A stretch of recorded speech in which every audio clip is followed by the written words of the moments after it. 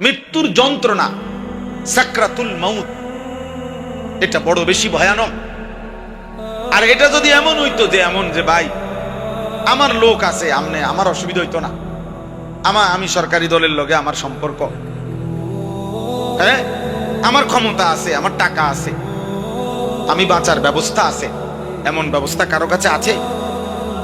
মৃত্যু ধনী আর গরিবকে বরাবর করে দিবে, মৃত্যু সুখী আর দুঃখীকে বরাবর করে দিবে, মৃত্যু আনন্দ এবং বেদনাকে সমান করে দিবে, মৃত্যু অট্টালিকা আর কুড়ে ঘরের মানুষকে কি করে দিবে? সমান সমান করে সমান করে দিবে, সমান করে দিবে। ওই কিতাবে লিখছে যে ওমর ইবনে আব্দুল আজিজ যখন বলছে, হায় আমার বন্ধুদেরকে কি করেছ, আমার দোস্তদেরকে কি করেছ, আমি যাদের সাথে রাতের পর রাত গল্প করতাম, আমার সেই বন্ধুদেরকে তুমি কই নিছ হে মৃত্যু। তখন লিখছে মৃত্যু যেন উনাকে বলতেছে ফিরাইয়া, কবর যেন উনাকে ফিরাইয়া বলতেছে, ওমর ইবনে আব্দুল আজিজ শোনো, আমি তোমার বন্ধুর চোখ তার শরীর থেকে খুলে ফেলছি, আমি তার হাতের কোনই তার দেহ থেকে আলাদা করে ফেলছি, আমি তার পাও তার শরীর থেকে আলাদা করে ফেলছি, আমি তার গোশত তার হাড্ডি থেকে আলাদা করে ফেলছি, আমি তার দেহকে রেজা রেজা করে এই মাটির সাথে মিশাই।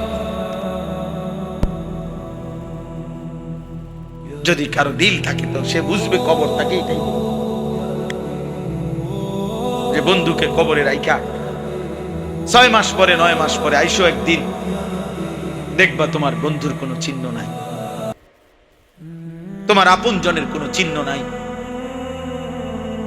তোমার স্বজনের কোনো চিহ্ন নাই। আমি সব রেজা রেজা করে দিছি, সব ছিন্ন ভিন্ন করে দিছি। অতএব ভাই আমার, বন্ধু আমার, দোস্ত আমার,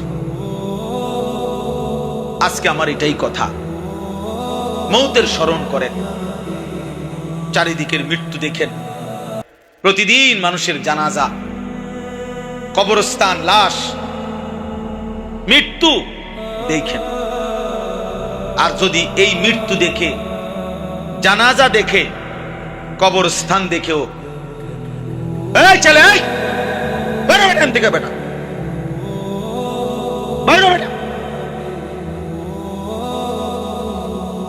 ফালতু কোথাকার, তুমি বলো না ভাই আপনারা দেখেন না, ওরে ও কেন মোবাইল খুললো আবার? এতবার বলার পরে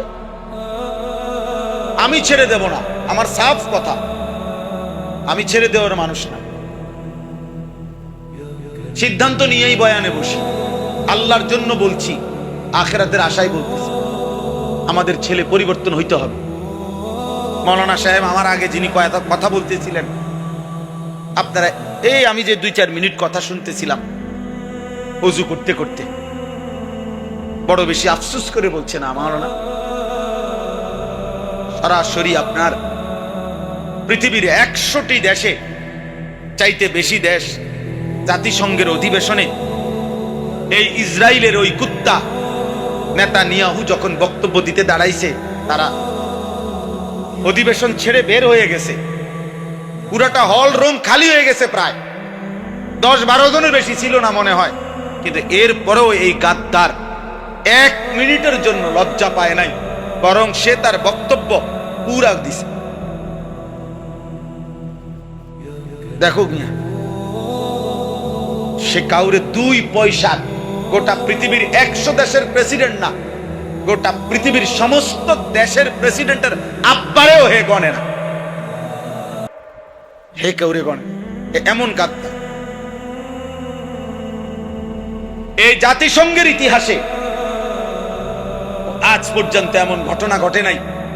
সেই কখন 1945 বা ওই সময়কার প্রতিষ্ঠিত জাতিসংঘ আজকে এই দিনকে এই ইসরায়েলের প্রধানমন্ত্রী সে যখন বক্তব্য দেয়, তখন বাধ্যতামূলক তার বক্তব্য চলাকালীন কোথায় আমেরিকা নিউ ইয়র্ক আর কোথায় গাজা ফিলিস্তিন, এই গাজার মধ্যে সরাসরি আপনার সাউন্ড বক্স দিয়া, মাইকের অত্যাধুনিক সাউন্ড বক্সের মাধ্যমে তাৎক্ষণিক এই নগদ তার বক্তব্য এই গাজার মানুষকে শুনাইবার জন্য বাধ্যতামূলক ব্যবস্থা করছে এবং ওইখানে সে সবার জাতিসংঘে পরিষ্কার বলছে 1 সেকেন্ডের জন্য কারো কোনো কথায় গাজার আক্রমণ সে 1 মিনিটের জন্য বন্ধ করবে। এই দিনকার ঘোষণা, এই দিনকার ঘোষণা, বুঝছেন? তোমরা ভেবো না ছেলেরা, গাজার মুসলমান শেষ হয়ে গেলে, ফিলিস্তিনের মুসলমান সব শহীদ হয়ে গেলে, এরপরে আর ইসরায়েল কারো উপরে আক্রমণ করবে না, আর কাউরে মারবে না, আর কোন মুসলমানকে মারবে না। এটাই তো মূল কথা না? এটাই তো মনে হয় না? তুমি এই রঙেই তো তোমার জীবন যাবে, ঠিক না? পৃথিবীতে তোমার উপরে, তোমার ফ্যামিলির উপরে কোনোদিন আর আযাব গজব আসবে না। কারণ তুমি যে সারা রাত নারী দেখো, ছবি দেখো, উলঙ্গ দৃশ্য দেখো, 1 ওয়াক্ত নামাজ পড়ো না, আল্লাহ নাই, হালাল হারাম বলতে কিছু নাই। এই অবস্থাতেই তো আমাদের জীবনের সুখ, শান্তি, নিরাপত্তা মিলবে তো? তাহলে আমাদের ছেলেরা কি করছে? আমাদের বাবারা কিসের পিছনে শেষ করে দিতেছে হায়াত? কিসের পিছন দাঁড়ায় রয়েছে বুড়া মিয়া সেয়াত দিয়া, এই ইট গাঁথে বিল্ডিং এর হেবড়া বইয়া রয়েছে। কোনো একটা ইটের মধ্যে নি কোনো বালু কম হয়, সিমেন্ট নি কোনো কম। বিল্ডিং হইতে হবে শতভাগ মজবুত। ফার্নিচার বানায়, উনি তাকায় আছে, ফার্নিচারের বার্নিশ করে, হেবড়া সারা দিন জাগাত বইয়া রয়েছে যাতে করে বার্নিশ দুর্বল না হয়। কারণ এটা সোফা, সোফার এত দাম, ইটের গাঁথনির এত দাম। আর ওনার ছেলে আজকে 365 দিনে কোনোদিন ফজরের নামাজ পড়ে না। বাপ নামের এই মানুষটার চোখে 1 ফোঁটা পানিও নেই।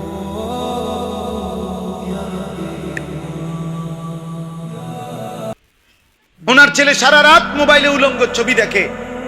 ওনার ছেলের চুল দেখলে বোঝা যায় ওইটা বেঈমান। ওনার ছেলের চেহারা দেখলে বোঝা যায় ওইটা সুরত কাফেরের, মুশরিকের।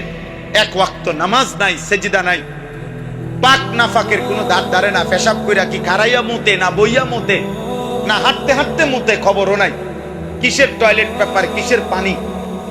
আহা, উনি সোফা বানায়, এবারটা সোফা বানায়, এবারটা বিল্ডিং করে, এবারটা ইটের মধ্যে পানি দেয়। করেন, ঠিক আছে বাবা, ঠিক আছে, চলে, কোনো অসুবিধা নাই। সব মিলাইয়া বাত্তরকারী তো, সব মিলাইয়া দুনিয়াই তো শেষ বুঝছেন তো, ঠিক আছে, যে যেটা বুঝা শেষ করে যান দুনিয়া। আখিরাত না বুঝলেও আখিরাতে যেতে হবে, আখিরাত বুঝলেও আখিরাতে যেতে হবে কিনা বলেন? কবর না বুঝলেও কবরে, কবর বুঝলেও কি, কোনো অসুবিধা নেই। আমরা চিৎকার করে যাই, আমরা বলে যাচ্ছি, আমরা বলে যাচ্ছি।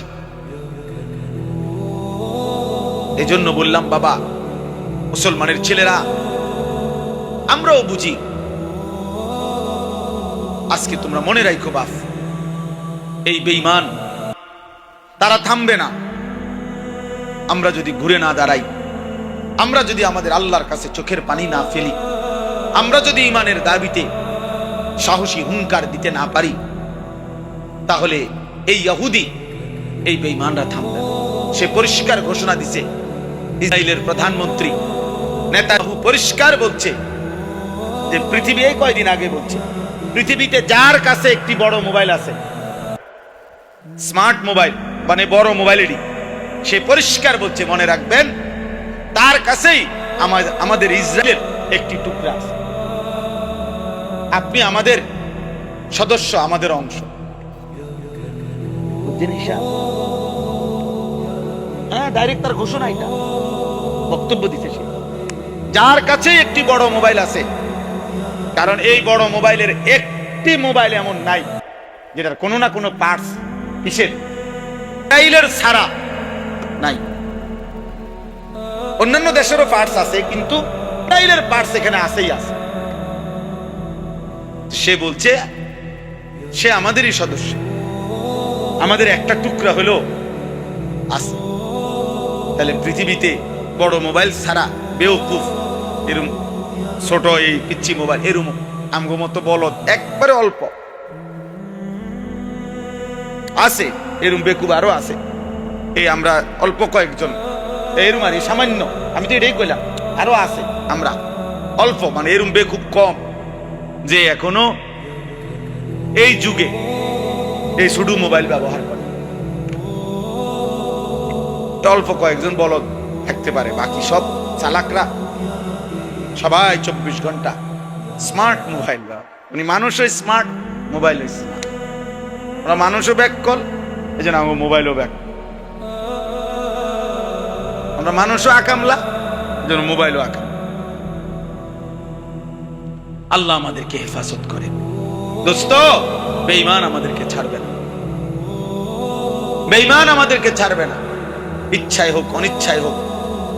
বেঈমানের ষড়যন্ত্রের মুখোমুখি, জুলুমের মুখোমুখি আমরা হতেই হবে। আর সেক্ষেত্রে যদি আমরা আমাদের প্রস্তুতি, ঈমান, আমল, আমাদের মালিকের সাথে আমাদের সম্পর্ক না থাকে, আহা, আপনি চিন্তা করে দেখেন মাকসুদ ভাই, ওদের তো দুনিয়াবি অস্ত্র ক্ষমতা অনেক আছে, আমাদের ওই পরিমাণ দুনিয়াবি অস্ত্র ক্ষমতাও নাই, আছে? কথা বলেন না? আবার আজকে 10 বছর ধরে আমগো রবের সাথে আমাদের মনে করেন অনেকের সম্পর্ক নাই।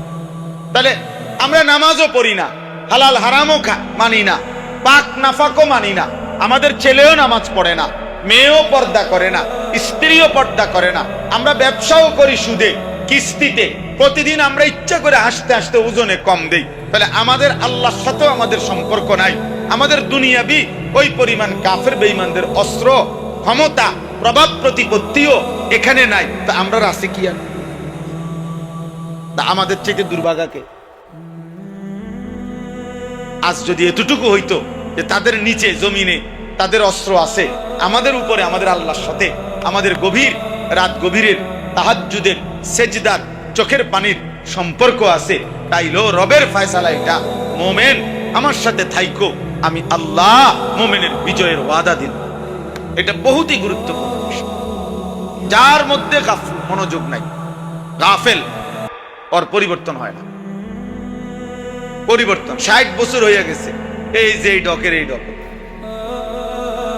একজন মুসলমান 60 বছর পার হওয়ার পর তার চলনে বলনে আচরণে উচ্চারণে বাইজিদ বুস্তামি হয়ে যাওয়ার কথা, জুনায়েদ বাগদাদি হয়ে যাওয়ার কথা।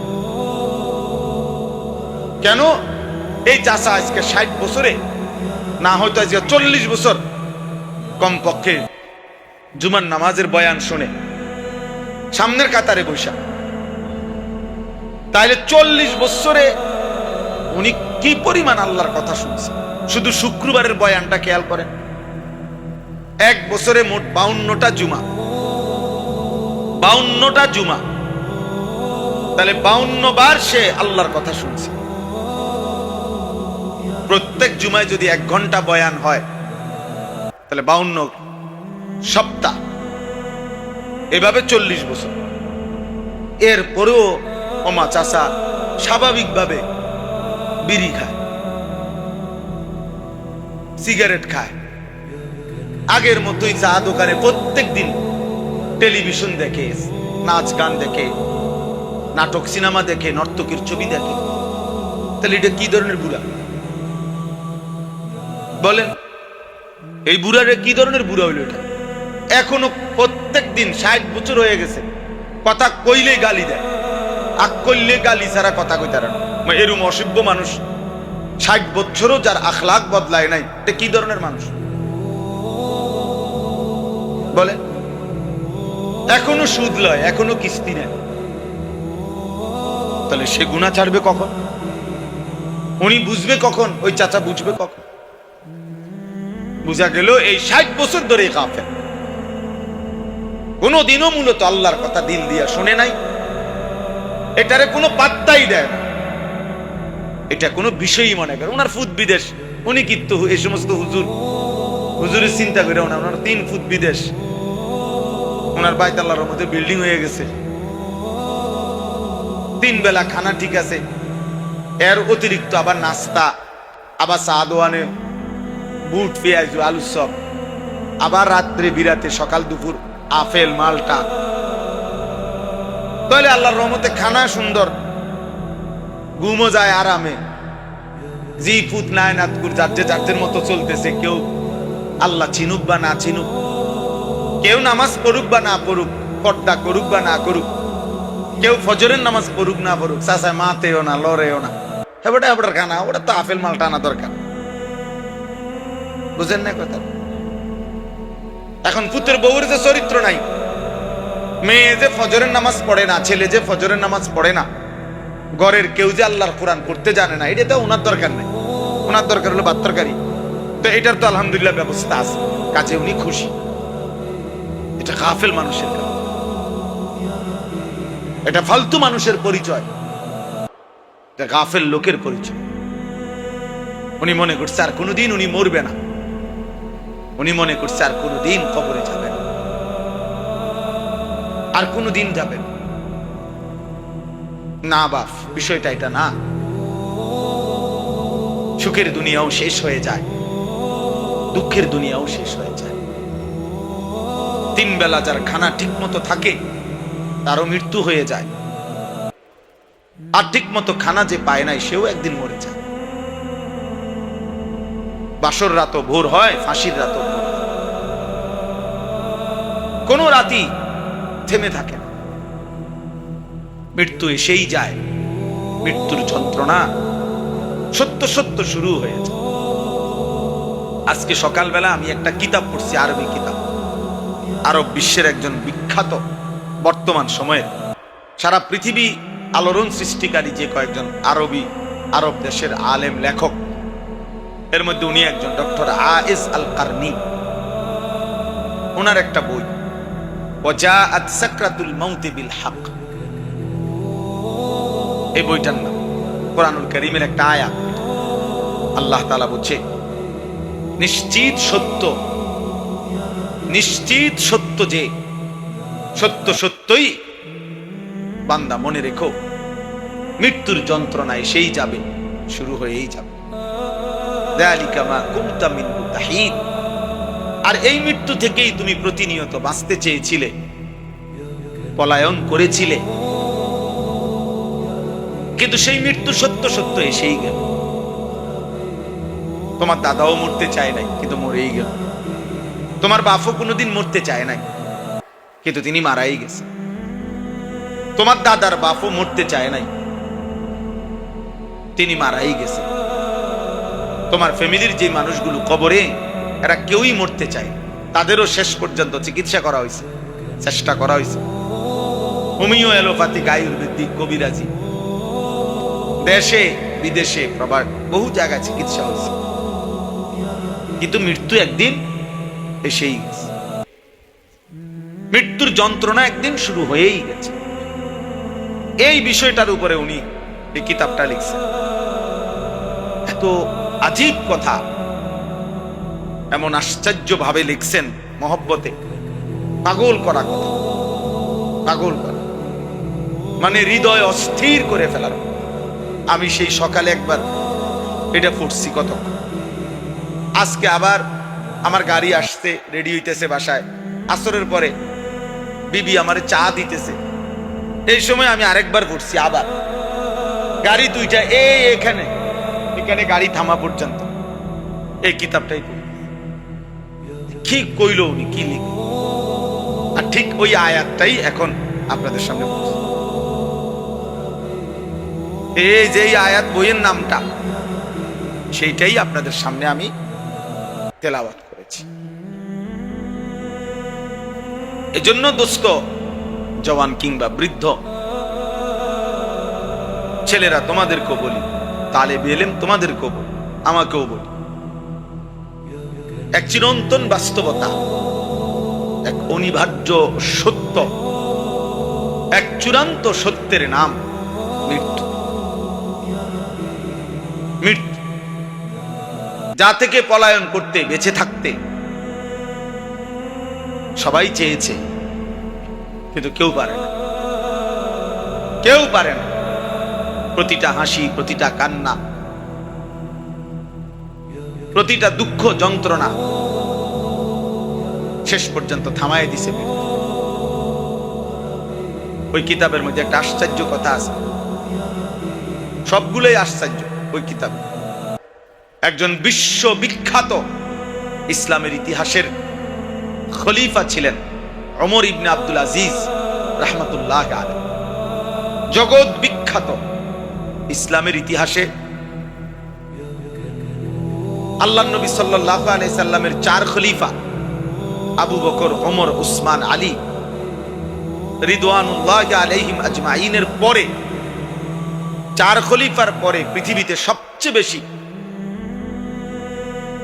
সফল, মুত্তাকি, জনপ্রিয়, পরিচিত, আল্লাহ ভীরু যেই খলিফা ছিলেন, মুসলিম বাদশাহ, উনি হলেন এই ওমর ইবনে আব্দুল আজিজ। ওনাকে ইসলামের 5ম খলিফা বলা হয়।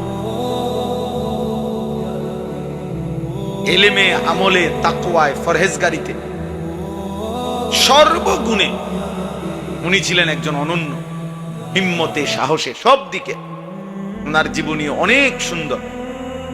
ওনার রাত দিন, খেলাফতের পূর্বে যখন খলিফা ছিলেন তখন সব সময় উনি শতভাগ তাকওয়ার উপরে ছিলেন, আল্লাহ ভীতির উপরে ছিলেন। তো ওই কিতাবে লিখছে উনি মাঝে মাঝে কবরস্থানে যাইতেন, আর কবরের দিকে তাকাইয়া তো মৃত্যুকে স্মরণ করতেন আর বলতেন ইয়া মাউতু। শুনেন মনোযোগ দিয়ে, উনি বলতেন ইয়া মাউতু মাযা ফাআলতা বিল আহিব্বা, হে মৃত্যু, হায় তুমি আমার আপনজনদের সাথে কি করলা। মাযা ফাআলতা বিল আহিব্বা, আমার ভালোবাসার প্রিয় মানুষগুলোর সাথে কি করলা তুমি। সবগুলো মানুষকে আমার থেকে নিয়ে গেলাম। আইনাল আহবাব, আমার বন্ধুরা কোথায়, আমার সাথীরা কোথায়। এই নিজে নিজে বলতেন আমার ভালোবাসার মানুষগুলো কই। আমার আব্বা আমারে, আমার মনে আছে হোটেলে বৈশা চামচ দিয়া দিয়ে বুরিন্দা ছোট ছোট এগুলো খাওয়াইছে। কি পরিমাণ ভালোবাসতেন আমার বাপ। তো আমার আব্বা এখন কবরে।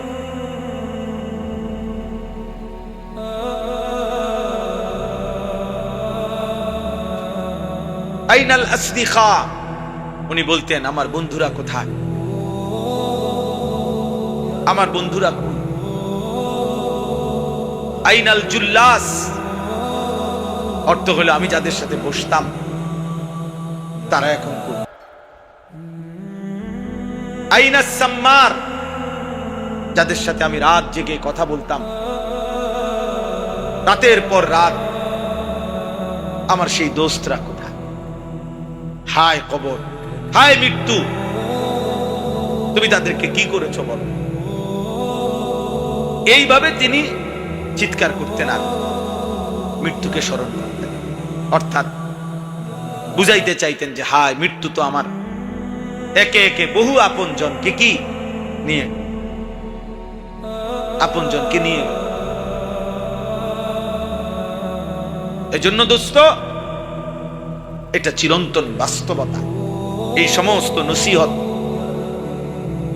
এই ওয়াজ, এই উপদেশ, এই মাহফিল, শত শত হাজার হাজার ওলামায়ে কেরামের এই সমস্ত কথাবার্তা, চোখের পানি, আল্লাহ ওলিদের, প্রিয় বান্দাদের, সবকিছুর মূলে মৃত্যুর প্রস্তুতি, আখিরাতের প্রস্তুতি, মৃত্যু পরবর্তী জিন্দেগির প্রস্তুতি।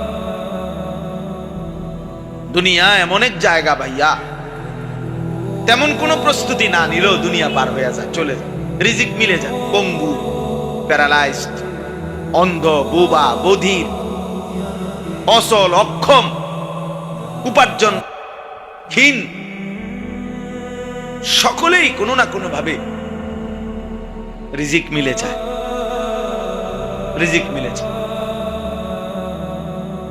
আমি এক জায়গায় বাংলাদেশে একটি জেলায় একজন ভাইরে দেখছি, আর একটা ছেলে আছে, বাচ্চাটা সোজা হইয়া বসতে পারে না, কোলে করে রাখে। বাচ্চাটা এত বড় ছিল, যখন দেখাইছিল আমার, বাচ্চাটা ঠিক এত বড়, বাচ্চার মাথাটা এত বড়। বাচ্চার স্বাভাবিক শরীরের অংশের চাইতে মাথা 3 গুণ এত বড়। আজকে প্রায় 6 বছর পরে আমি আবারও ওনারে জিজ্ঞাসি, আপনার বাচ্চাটার কি অবস্থা? হুজুর এই আগের মতো। বাচ্চাটা এখনো বাইচা আছে, শরীরটা ছোট, মাথাটা অনেক বড়। কিছুদিন পর পর মাথার থেকে কি যেন পানি বের করতে হয়, অনেক টাকা চিকিৎসায় খরচ হয়, সামান্য উপার্জন করে। কিন্তু প্রত্যেক মজলিসে বয়ানে ওলামাদের কাছে যায়, আসা যাওয়া করে। তার সংসারে কি পরিমাণ পেরেশান। কিন্তু আমার প্রশ্ন হলো, সেই অক্ষম বাচ্চাটারও রিজিক মিলে যায়। তো দুনিয়া তো দুস্থ কোনো না কোনো ভাবে মিলেই যায়, মিলেই যায়। যে মানুষ কোনোদিন পৃথিবীর কোনো কিছু চোখে দেখে নাই, ওই সেই অন্ধ লোকটাও কোনো না কোনো ভাবে খায়, খায় না? কি বলেন?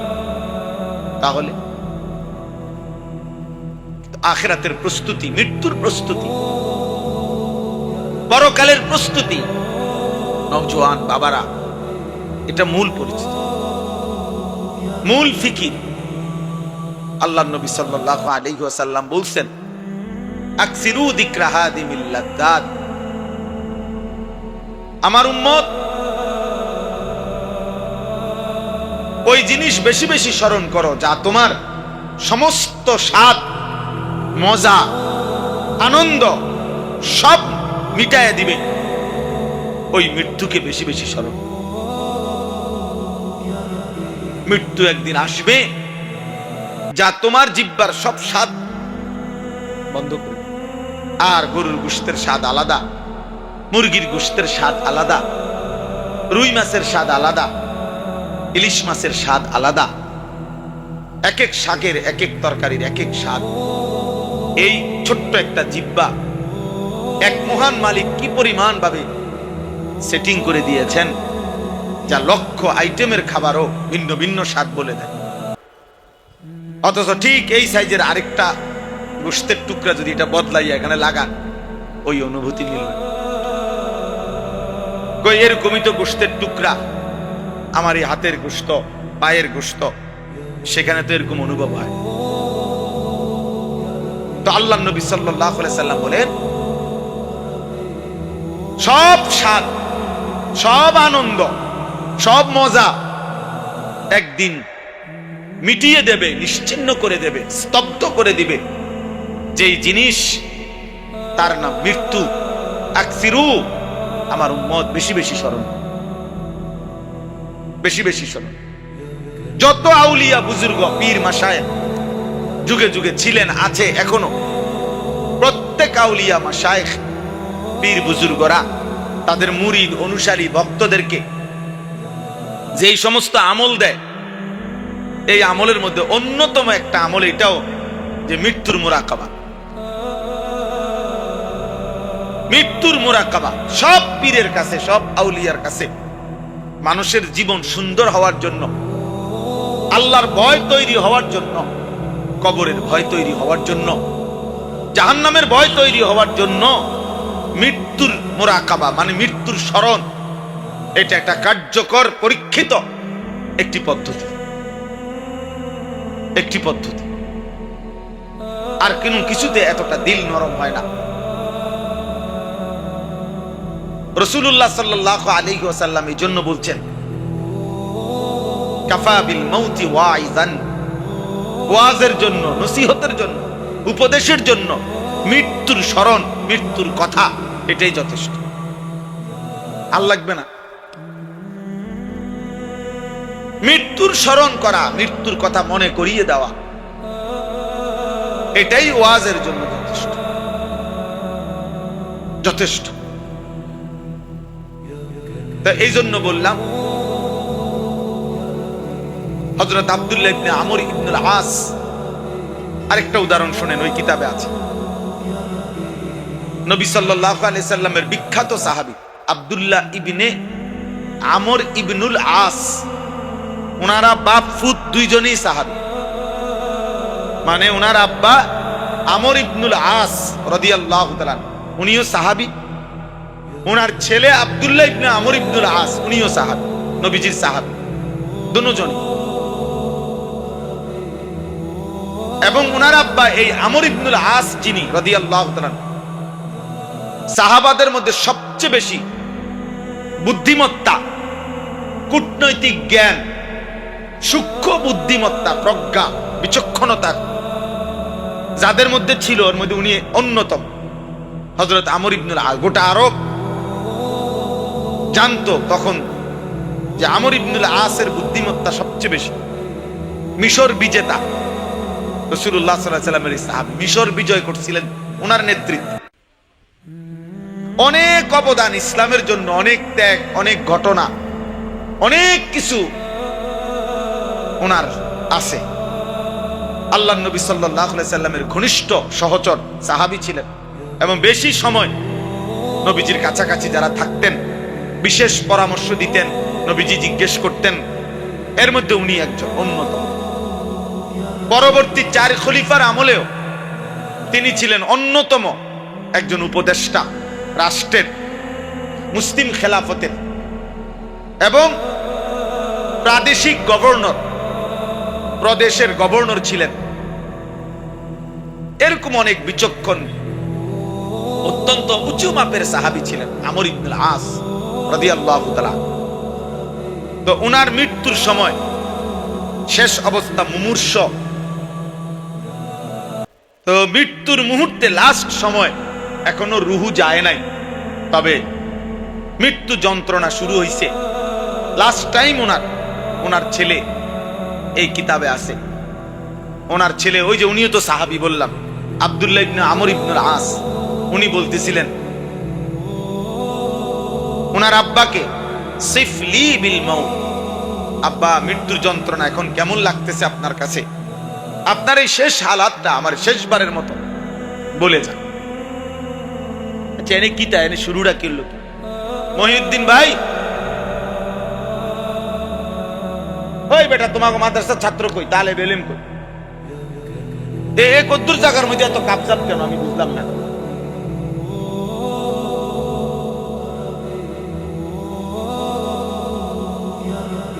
আশ্চর্য কথা, তো এখানে তো এটা তো কোনো স্টেশন না, এটা বিজরা বাজার এনেনি, বিজরা বাজার তো হেনে না। হযরত আব্দুল্লাহ ইবনে আমর ইবনুল আস বলতেছেন, আব্বা এই শেষ মুহূর্তে মৃত্যুর অবস্থা, যন্ত্রণা, সাকারাতুল মউত, আরবিতে কোরআনের ভাষায় মৃত্যু যন্ত্রণাকে বলে সাকরাতুল মউত। এইটাই আছে এই আয়াত, আমি শোনাবো আপনাদের। ওয়াজাআত সাকরাতুল মউত, এই শব্দটার নাম কি বলেন? সাকরাতুল মউত, মৃত্যুর যন্ত্রণা। প্রত্যেক মানুষের, একেবারে আল্লাহর সৃষ্টি সমস্ত ইনসানের মৃত্যু যন্ত্রণা। একেবারে তিনি যদি সর্বশ্রেষ্ঠ আউলিয়া হয়, সাইয়্যিদুল আউলিয়া, সাকরাতুল মউত উনারও হবে। আবার সবচেয়ে বড় পাপী উনারও হবে। আমাদের প্রিয় নবী সাল্লাল্লাহু আলাইহি সাল্লাম উনারও সাকরাতুল মউত, এই মৃত্যুর যন্ত্রণা হয়েছে। কিন্তু ওই যে বলে কারো কাছে ঝাল মজাদার, যদিও ঝাল খাইতেছে কিন্তু চোখ দিয়া পানি পড়ে, কিন্তু হে আরো খায়। তাহলে কিন্তু ঝাল তো লাগতেছে ঠিক, কথা বুঝেন নাই? ঝাল লাগতেছে এটা ঠিক, কিন্তু বর্তা এটা এর কাছে এত মজা লাগতেছে যে চোখ দিয়া পানি পড়ে, কিন্তু হেঁটে এখনো খায়। এরকম আর কেউ তো ঝাল দেখেই না না না না ঝাল ঝাল ঝাল, তার কাছেও ঝাল ঝালেই। আর যে খুব মজা করে খাচ্ছে পাচ্ছে, তার কাছেও কি লাগতেছে? তাহলে সাকরাতুল মউত, মৃত্যু যন্ত্রণা হবেই হবে। সাইয়্যিদুর রাসূল আমাদের নবী সাল্লাল্লাহু আলাইহি সাল্লামেরও সাকরাতুল মউত হয়েছে, বিশুদ্ধ হাদিস, একেবারে বুখারী থেকে সব হাদিস। তো ওনার আব্বা যখন এটা বললেন, উনি ওনার আব্বাকে, আব্বা আপনার এই মুহূর্তে শেষ অবস্থায় আপনার মৃত্যুর হালাত কেমন হচ্ছে? এই তখন তিনি বলছেন, আশ্চর্য উদাহরণ দিছে, ইয়া বুনাইয়া, হে আমার প্রিয় সন্তান, কাআন্না জিবালাদ দুনিয়া আলা সাদরি ওয়া ইন্নী আতানাফাসু মিন সাকবিল ইবরা। উনি বলতেছেন, হে আমার প্রিয় সন্তান, আমার মনে হচ্ছে বাবা, এই গোটা পৃথিবীতে দুনিয়াতে যত পাহাড় আছে, আল্লাহর সৃষ্টির যত পাহাড়, সবগুলো পাহাড় যেন একসাথে আমার বুকে চাপ দিয়ে কাআন্না জিবালাদ দুনিয়া আলা সাদরি, যেন দুনিয়ার সব পাহাড় আমার বুকে চাপ দিয়ে ফেলছে, চাপ দিয়ে ফেলছে। আর শুনেন, এরপরে তিনি বললেন, হে প্রিয় সন্তান, এই অবস্থায় আমি যেন ওয়া ইন্নী আতানাফাসু মিন সাকবিল ইবরা, একটা সুইয়ের ছিদ্র, সুইয়ের ছিদ্র পর্যন্ত না, সুইয়ের ছিদ্র কেন এত বড়, তাহলে একটি সুইয়ের ছিদ্র দিয়ে যেতটুকু জায়গা, আমি যেন এই এতটুকু জায়গায় নিঃশ্বাস নিতেছি। পৃথিবীর সবগুলো পাহাড় যেন আমার বুকে চাপ দিয়ে রাখছে, আর আমি যেন নিঃশ্বাস নিতেছি সুইয়ের ছিদ্র দিয়ে। হায়, উদাহরণ দিছে কেমন, অথচ তিনি জগৎ বিখ্যাত সাহাবী, জগৎ বিখ্যাত সাহাবী তিনি। এজন্য বাপ, এইমাত্র যেটা বললাম, আল্লাহ নবী সাল্লাল্লাহু আলাইহি সাল্লাম, তিনি পরিষ্কার হাদিসে আছে, নবী সাল্লাল্লাহু আলাইহি সাল্লামেরও মৃত্যুর পূর্ব মুহূর্তে আল্লাহ নবীর যখন এই সাকরাতুল মাউত, মৃত্যু যন্ত্রণা শুরু হয়েছে, নবী সাল্লাল্লাহু আলাইহি সাল্লামের চেহারা মুবারক, কপাল মুবারক ঘামে ভিজে গেছে। আল্লাহ নবী সাল্লাল্লাহু আলাইহি সাল্লামের পাশে ছোট্ট পাত্রে আম্মা জান আয়েশা রাদিয়াল্লাহু তাআলা আনহা, নবীজির বিবি, এক পাত্র ছোট্ট, মনে করেন একটা বাটিতে পানি দিছেন। নবী সাল্লাল্লাহু আলাইহি সাল্লাম বারবার নিজের হাত মুবারক আঙ্গুল ভিজাইতেছিলেন পাত্রে, আর চেহারা মুবারক মুছতেছিলেন, এই ঘাম মুছতেছিলেন ওই পানি দিয়ে দিয়া। আর নবীজি তখন পড়তেছিলেন, আল্লাহুম্মা আইন্নী আলা সাকারাতিল মাউত, আয় মাওলা, আপনার এই বন্ধুর মৃত্যু যন্ত্রণার এই মুহূর্তে আমারে আপনি সাহায্য করেন, সাহায্য। আল্লাহুম্মা হাফিন আলাইয়া সাকারাতিল মাউত। এরপরে শব্দ বলছি এটা, আয় আল্লাহ, আপনার বন্ধুর মৃত্যু যন্ত্রণা সহজ করে দেন। সহজ তো অবশ্যই, তিনি বন্ধু, তিনি মাহবুব, তিনি হাবিব। তাহলে ধারণা করলেই তো বুঝবে যে পৃথিবীর সবচেয়ে সহজ, সবচেয়ে হালকা যন্ত্রণাই তো হবে বন্ধুরটা। কথা বোঝেন নাই? নবী সাল্লাল্লাহু আলাইহি সাল্লামের মৃত্যু যন্ত্রণাটাই তো হবে সবচেয়ে সহজ, সবচেয়ে হালকা। এটাই তো যুক্তির কথা, স্বাভাবিক কথা। সেটার অবস্থায় যদি বন্ধুর এই অবস্থা হয়, এরপরে হাদিসে আছে, এরপরে শব্দ নবীজি বলতেছিলেন, লা ইলাহা ইল্লাল্লাহ ইন্না লিল মাউতি সাকারাত। আল্লাহ আপনি ছাড়া আর কোনো ইলাহ নাই, হায় মৃত্যুর যন্ত্রণা বড় কঠিন। নবীজি ইন্না লিল মাউতি সাকারাত, মৃত্যু যন্ত্রণা বড় কঠিন, বড় কঠিন।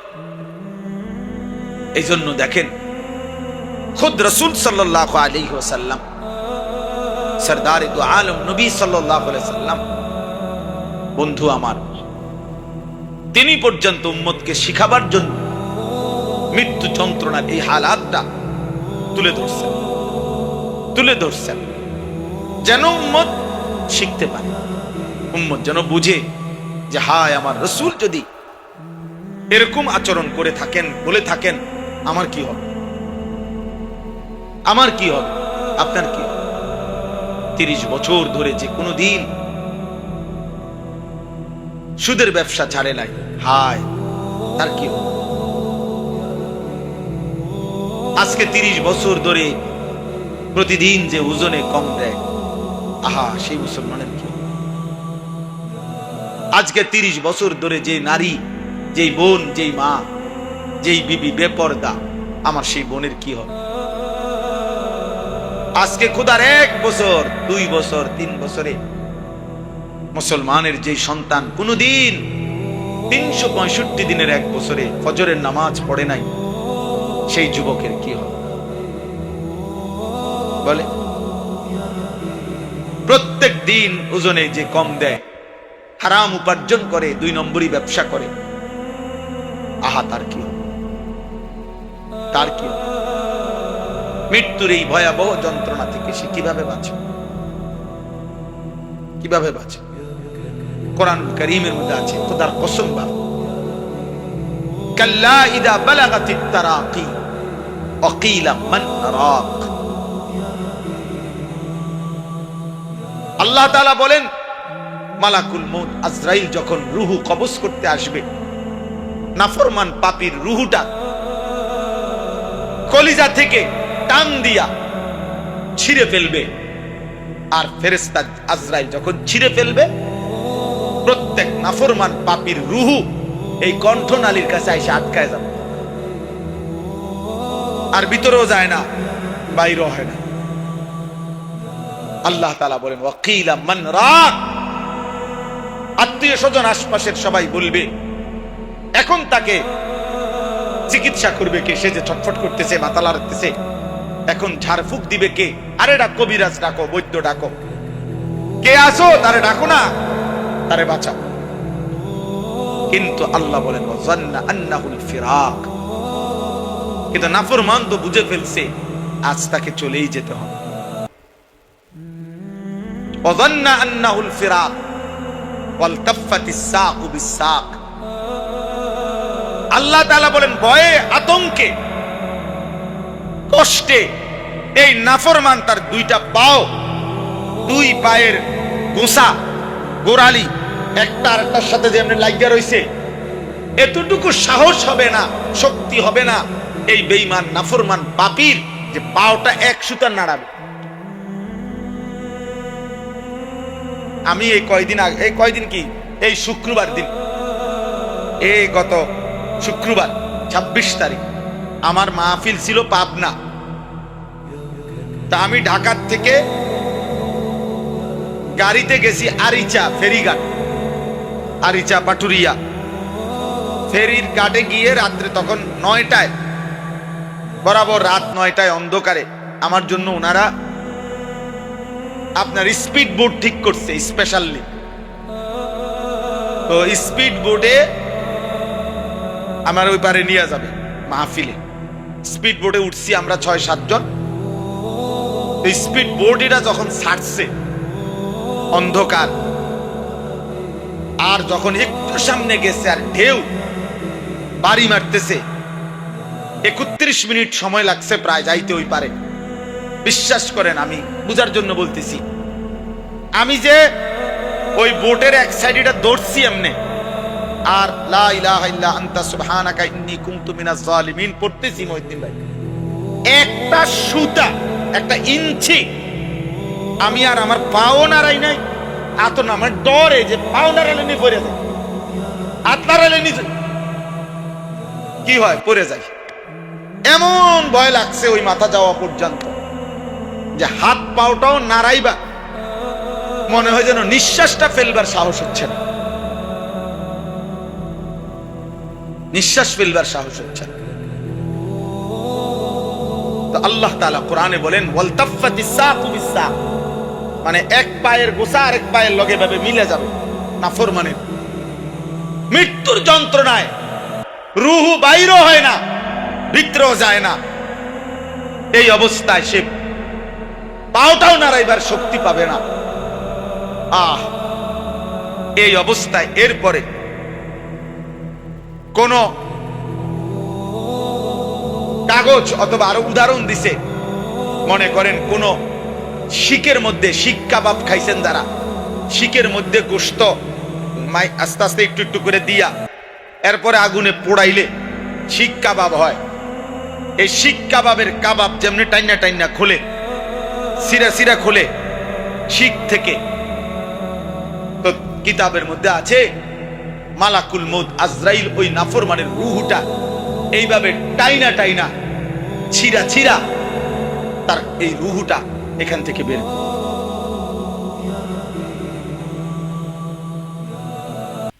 এখান থেকে বের কি হবে সেদিন আমার, কি হবে বেনামাজি ছেলে তোমার।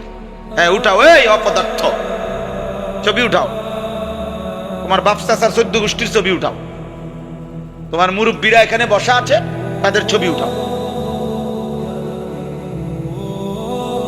জীবন একটাই, মোবাইল, আর কোনো কিছু, আর কিছু নাই।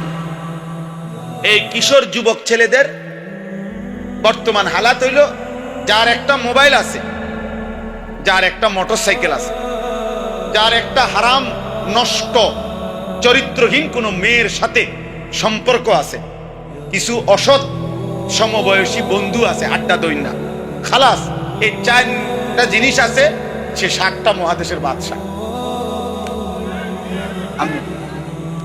সে বাংলাদেশের না, সে হলো গোটা পৃথিবীর বাদশা। তার মোটরসাইকেল চালানি দেখলে আপনি বুঝবেন এতে বাদশা। তার পূর্বপুরুষে ছিলেন নবাব সিরাজউদ্দৌলা, তে বাদশাহ আকবরের নাতি। ব্যবসা দেখলেই বুঝো, সে 7 মহাদেশের মালিক। তার চুলের পেখম দেখলে মনে হয় যেন তার আব্বা জাতিসংঘের মহাসচিব, আমেরিকার প্রেসিডেন্ট তার বাপ। তার চলাফেরা দেখলে মনে, অথচ বাবার একটা টাকার জন্য তার বাপের হয়তো ঘাম অঝরে পড়তেছে, অঝরে পড়তেছে।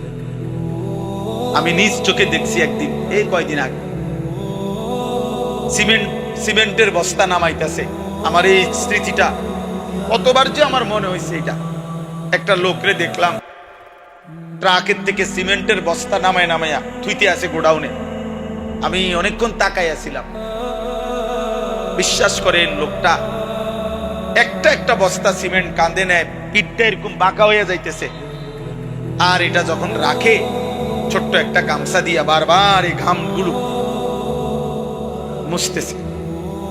কি পরিমাণ ঘাম তার শরীর, চেহারা, কপাল, গেঞ্জিটা, লুঙ্গিটা মনে যেন পানিতে ভাইসা গেছে, ভিজা গেছে। এইভাবে একটা বস্তা সিমেন্ট। তো মনে করেন 1 বস্তা সিমেন্ট ওইখানে রাখলে সর্বোচ্চ 60 টাকা, 5 টাকা, কোথাও 10 টাকা সর্বোচ্চ। আমি খবর নিছি 10 টাকার বেশি নাই, 60 টাকা অ্যাভেলেবেল, 5-7 টাকা। মানে এক বস্তায় ওই ওরে দেয় আর লেবার, যে মিয়া গোডাউনে ফেলা রাখে নিয়া। এই বেচারা যদি 50টা বস্তা সিমেন্টের বস্তা রাখে, চিন্তা করে দেখেন তো, তাকে 50 বার কোমরটা বাঁকা করতে হয় নাই? কথা বলেন না? 50 কেজি বস্তা নিতে সম্ভব এমনে? 50টা বার তাকে কোমরটা বাঁকা করতে হয়েছে। মহিউদ্দিন ভাই, এনে কি কোনো দোকান করছি? এনে কি সমস্যাটা কি? আমি দেখছি এনে একটা ছেলে দাঁড় করান, আপনাদের মাদ্রাসার একজনকে দাঁড় করান, যে ভাই একটু তুমি ফিসে গিয়ে কথা কো, নাহলে খেতে না মাইদানের কথা কইতে বললাম। বারবার এখানেই কথা বলতেছে কেন? আমি এটাই বুঝতেছি না। তাইলে বলেন, মানে একটা হিসাব বললাম, আর 50 বস্তা সিমেন্টের বস্তা যদি লোকটা নামায়, একটা বস্তা 50 কেজির, বারবার তার কোমরটা বাঁকা হইছে, কি পরিমাণ ঘাম তার শরীর থেকে বাইয়া পড়ছে। বিনিময়ে 500 টাকা, 10 টাকা করে ধরলে সেখান থেকে বেচারা হয়তো 500 টাকার একটা নোট দিছে তারে, এটা বাঙ্গাইয়া 200টা টাকা হয়তো আপন ছেলের হাতে তুলে দিছে বাপ, তার হয়তো খরচ। এই 200টা টাকার মধ্যে এই বাবার কি পরিমাণ ঘাম মিশে আছে। কিন্তু নাফরমান সন্তান নামের এই জানোয়ার এই 200 টাকা মোবাইলে ঢুকাইয়া সারা রাত উলঙ্গ ছবি দেখতেছে। এটা মানুষের বাচ্চা? এটা মানুষ না জানোয়ার? আপনার কি মনে হয়? বলেন না কেন? এটা মানুষ না জানোয়ার? এই 1টি টাকার পিছনে তোর বাবার কি পরিমাণ ঘাম ঝরছে। তুই কামটা করলি কি? তুই কামটা করলি কি? তুমি মহিলা, তুমি জানো না তোমার স্বামী আজকে 12 বছর বিদেশে একটা টাকা, একটা রিয়াল জমাইবার জন্য তাকে কি পরিমাণ ঘাম জড়াইতেছে, এমন কষ্টের জমানো বিদেশের টাকা বেচারা বুকে বাইন্দা বাড়িতে পাঠাইছে। তুই বেডি বাজারে বাজারে ঘুরা ঘুরা বেপরদা, তুমি বাজারে ঘুরা ঘুরা এই টাকা অনাদরে হিসাব ছাড়া স্বামীর এই কষ্টের টাকাগুলো শেষ করে নিয়েছে। হাই মহিলা, কি করল? নিজের আখেরাতটাও বরবাদ করলা, স্বামীর এই কষ্টের টাকাটাও নষ্ট করে। মাল এটার দাম হইতো না 30 টাকা। এবিডির একটা আইস দিছে, আইস দিয়ে কইছে আপা যে কোনো কারো কাছে 450 টাকা বেশি, সবাই দ্বারে দাম কইয়া কি আর লাভ আসেনি? ইতান সবাই কইয়া কি আর বুঝবনি? আমনে যেহেতু বুঝের মানুষ, আমনে 50 টাকা ছাড়, 400 টাকা আফার লেগে চান, আফার লেগে চান, চার দাম হইলো 5 টাকা, আপনারে ধরাই দিছে 350 টাকা। মালের দাম হতো না 30 টাকা। ব্যাগ লাফায় ঠিকই চা খাইয়া বেড়ার লগে কথা টথা বলে সুন্দর মাল নিয়ে আসে, মাল নিয়ে আসে। দোকানদার হিন্দু, হিন্দু যুবক, নাফরমান মহিলা মুসলমান, হায় হায় 10 মিনিট আধা ঘন্টা লাগাইয়া দোকানদারের লগে কথা বলতেছে। হিন্দু দোকানদারে চা আনছে, তুমি মহিলা তার দোকানের চা বসে বসে খাইতেছ, তোমার ইমানের কি হালাত? তোমার কোনো আখেরাত নাই বোন, তোমার কোনো কবর নাই, তোমার কোনো মৃত্যু নাই, এটাই শেষ কথা তোমার। তুমি আর কোনোদিন মরবা না। এই যৌবন, এই রূপ, এই শরীর, এটা নিয়েই তো তুমি অনন্তকাল থাকবা না।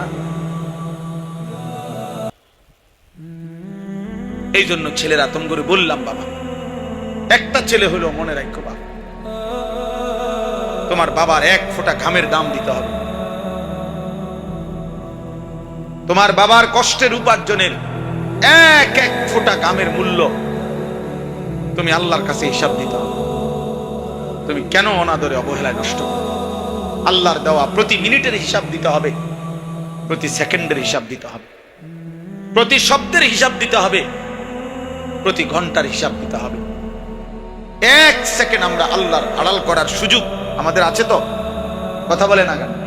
আল্লাহ থেকে গোপন হওয়ার আমাদের সুযোগ আছে তো? নাই। অতএব বাপ, আমার কথা চলতেছিল,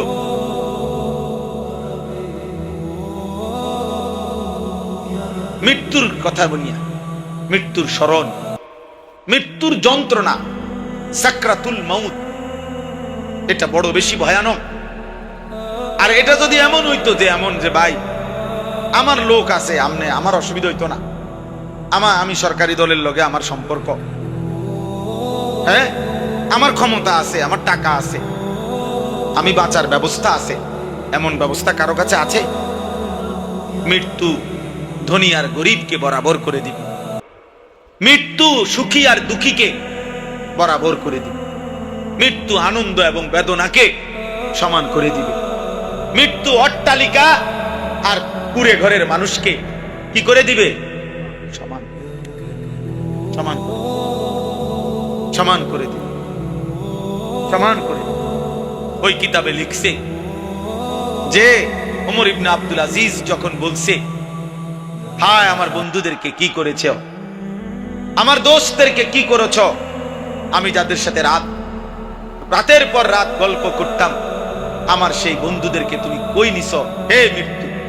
তখন লিখছে মৃত্যু যেন উনাকে বলতেছে ফিরাইয়া, কবর যেন উনাকে ফিরাইয়া বলতেছে, ওমর ইবনে আব্দুল আজিজ শোনো, আমি তোমার বন্ধুর চোখ তার শরীর থেকে খুলে ফেলছি, আমি তার হাতের কোনই তার দেহ থেকে আলাদা করে ফেলছি, আমি তার পাও তার শরীর থেকে আলাদা করে ফেলছি, আমি তার গোশত তার হাড্ডি থেকে আলাদা করে ফেলছি, আমি তার দেহকে রেজা রেজা করে এই মাটির সাথে মিশাই। যদি কারো দিল থাকে তো সে বুঝবে কবর তাকে এটাই, যে বন্ধুকে কবরে রাইখা 6 মাস পরে 9 মাস পরে আইসো একদিন, দেখবা তোমার বন্ধুর কোনো চিহ্ন নাই। তোমার আপনজনের কোনো চিহ্ন নাই, তোমার স্বজনের কোনো চিহ্ন নাই। আমি সব রেজা রেজা করে দিছি, সব ছিন্ন ভিন্ন করে দিছি। অতএব ভাই আমার, বন্ধু আমার, দোস্ত আমার, আজকে আমার এটাই কথা, মৌতের স্মরণ করেন। চারিদিকের মৃত্যু দেখেন, প্রতিদিন মানুষের জানাজা, কবরস্থান, লাশ, মৃত্যু দেখেন। আর যদি এই মৃত্যু দেখে, জানাজা দেখে, কবরস্থান দেখেও এই ছেলে এই বেরো বেটা থেকে বেটা বেরো বেটা, ফালতু কোথাকার। তুমি বলো না ভাই, আপনারা দেখেন না, পরে ও কেন মোবাইল খুললো আবার? এতবার বলার পরে আমি ছেড়ে দেব না, আমার সাফ কথা, আমি ছেড়ে দেওয়ার মানুষ না। সিদ্ধান্ত নিয়েই বয়ানে বসি, আল্লাহর জন্য বলছি, আখিরাতের আশায় বলতেছি। আমাদের ছেলে পরিবর্তন হইতে হবে। মাওলানা সাহেব আমার আগে যিনি কথা বলতেছিলেন, আপনারা আমি যে 2-4 মিনিট কথা শুনতেছিলাম ওযু করতে করতে, বড় বেশি আফসোস করে বলছে না মাওলানা,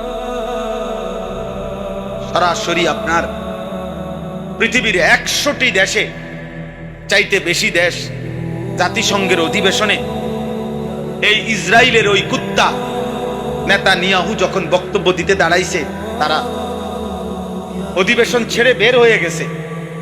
পুরাটা হল রুম খালি হয়ে গেছে, প্রায় 10-12 জনের বেশি ছিল না মনে হয়। কিন্তু এরপরেও এই গাদ্দার 1 মিনিটের জন্য লজ্জা পায় নাই, বরং সে তার বক্তব্য পুরা দিছে। দেখো মিয়া, সে কাউরে 2 পয়সা, গোটা পৃথিবীর 100 দেশের প্রেসিডেন্ট না, গোটা পৃথিবীর সমস্ত দেশের প্রেসিডেন্টের আব্বারেও হে গণে না, হে কাউরে গণে। এমন গাদ্দার এই জাতিসংঘের ইতিহাসে আজ পর্যন্ত এমন ঘটনা ঘটে নাই। সেই কখন 1945 বা ওই সময়কার প্রতিষ্ঠিত জাতিসংঘ আজকে এই দিনকে এই ইসরায়েলের প্রধানমন্ত্রী সে যখন বক্তব্য দেয়, তখন বাধ্যতামূলক তার বক্তব্য চলাকালীন কোথায় আমেরিকা নিউ ইয়র্ক আর কোথায় গাজা ফিলিস্তিন, এই গাজার মধ্যে সরাসরি আপনার সাউন্ড বক্স দিয়া, মাইকের অত্যাধুনিক সাউন্ড বক্সের মাধ্যমে তাৎক্ষণিক এই নগদ তার বক্তব্য এই গাজার মানুষকে শুনাইবার জন্য বাধ্যতামূলক ব্যবস্থা করছে। এবং ওইখানে সে সবার জাতিসংঘে পরিষ্কার বলছে, 1 সেকেন্ডের জন্য কারো কোনো কথায় গাজার আক্রমণ সে 1 মিনিটের জন্য বন্ধ করবে। এই দিনকার ঘোষণা, এই দিনকার ঘোষণা, বুঝছেন? তোমরা ভেবো না ছেলেরা, গাজার মুসলমান শেষ হয়ে গেলে, ফিলিস্তিনের মুসলমান সব শহীদ হয়ে গেলে, এরপরে আর ইসরায়েল কারো উপরে আক্রমণ করবে না, আর কাউরে মারবে না, আর কোন মুসলমানকে মারবে না। এটাই তো মূল কথা না? এটাই তো মনে হয় না? তুমি এই রঙেই তো তোমার জীবন যাবে, ঠিক না? পৃথিবীতে তোমার উপরে, তোমার ফ্যামিলির উপরে কোনোদিন আর আযাব গজব আসবে না। কারণ তুমি যে সারা রাত নারী দেখো, ছবি দেখো, উলঙ্গ দৃশ্য দেখো, 1 ওয়াক্ত নামাজ পড়ো না, আল্লাহ নাই, হালাল হারাম বলতে কিছু নাই, এই অবস্থাতেই তো আমাদের জীবনের সুখ, শান্তি, নিরাপত্তা মিলবে তো? আল্লাহ বলে, হে আমার বান্দা মুমিন, আমার মিথ্যাবাদী নাফরমান বান্দাদেরকে এই দুনিয়ার জন্য একটু সময় দাও। আল্লাহ বলছে, ওদেরকে আমি একটু দুনিয়া দেই রে, এরা অনন্তকাল আর কবর থেকে কোনোদিন এরা বাস পাইব না, আর এক গ্লুক পানি পাবে না, এরা আর কোনোদিন খাইতে পাবে না, আর কোনোদিন কিছু মিলবে না। এই আল্লাহ ইমানদারদেরকে আল্লাহ, আমি অল্প কয়টা দিন এই নাফরমান, এই বেঈমান রে, এই পাপীকে বান্দা কিছু কইও না, পরে অল্প কয়টা দিন কয়টা ভাত মাছ খাইবে। কোরআন শরীফ না, তো আর অনন্তকাল চোখটা বন্ধ হলে ও তো আর জীবনে কোনদিন একটু পানি জাহান্নামের আগুন ছাড়া আর কিছু না। কোরআন শরীফ জাহান্নামী যখন পানি চাইবে তখন এমন উত্তপ্ত টক বগে পানি তাকে দেওয়া হবে যেটা মুখে ঢোকার সাথে সাথে ভেতরের সমস্ত নাড়ি বুড়ি ঘষে পায়খানা রাস্তা দিয়ে বের হয়ে যাবে। এমন কাঁটাযুক্ত খাবারের কিছু ফল তার মুখের ভিতরে ঢুকায় দেওয়া হবে যেটা তার ভেতরের নাড়ি বুড়ি ছিন্ন ভিন্ন করে বের হয়ে লা ইউসমিন ওয়ালা ইউগনি মিন জু'। আল্লাহ বলেন জাহান্নামীর খাবারে না কোনো পুষ্টি হবে শরীরের, না কোনো ক্ষুধা নিবারণ। লা ইয়ামুতু ফিহা ওয়ালা ইয়াহইয়া, সেকেন্ড সেকেন্ড জাহান্নামী মরবেও না বাঁচবেও না। কারণ এত আযাবের ভিতরে বেঁচে থাকার মধ্যেই বা এটা কি আর বাঁচা বলে? মানুষ যখন বেশি রোগাক্রান্ত হয়, লম্বা সময় কেউ যদি অসুস্থ থাকে তো মানুষে কয় ভাই এটা কি একটা বাঁচানি ফরে আনা আছে, এটা কি আর একটা জীবন হইল? আজ 30 বছর অসুখ, আজ 10 বছর ধরে অসুখ। এরকম আল্লাহ বলেন জাহান্নামী আযাবের কারণে সে ভাববে তার তো মৃত্যু তো হবে না, মৃত্যু তো সিস্টেম নেই।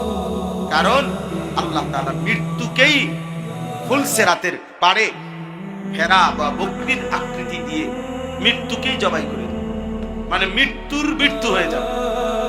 আর কোনদিন ফুলসিরাত পার হওয়ার পরে ওই অংশে আর কারো কোনো মৃত্যু, না জান্নাতের কোনো মৃত্যু হবে না জাহান্নামের কোনো। আফামা নাহনু বিমাইতিন, কোরআনে আর কোনদিন মৃত্যু হবে, মৃত্যু হবে।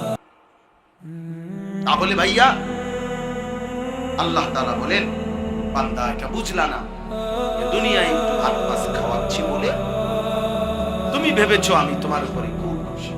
এই যে তোমরা অনেক ছেলে আছো, তোমাদের অনেক ছেলে, আব্বা মা পরিবার অভিভাবক, কেউ যে তোমাদের অসভ্যতার পরেও কিছু বলে না, তুমি বড় বেজার খুশি, অনেক খুশি যে আমি এত চরিত্রহীন, কই আমার এদিকে কেউ কিছু পায়। আমি সারা রাত অলঙ্গ ছবি দেখি, কই কোনো মানুষ তো আমার কেউ বাধা দেয়। আমি এক ওয়াক্ত নামাজ পড়ি না, অথচ আমার মতো এমন জানোয়ার বেনামাজি একটা সেজদা নাই, আমার এদিকে কেউ কিন্তু ডাকেও না, কিরে তুই মুসলমানের ফুল, তুই কত নামাজ পড়তি না? এ মনে করছে আমার বড় মুক্ত বড় সাথী।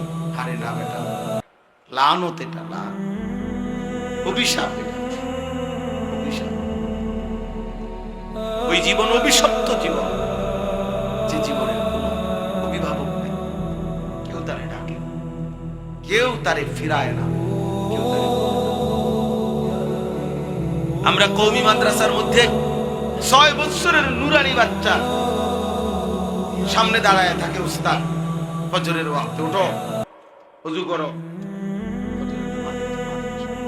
যতক্ষণ বাচ্চারা না আসে ডাকতেই থাকে, কলিং বেল টিপতেই থাকে, অ্যালার্ম দিতেই থাকে, অথবা ডাকতেই থাকে, দরজায় বাড়ি দেয়, টেবিলে বাড়ি দিয়া, যেমনে হোক 6 বছরের বাচ্চা চোখ ডলতে ডলতে, 7 বছরের বাচ্চা ফজরের নামাজ আদায়।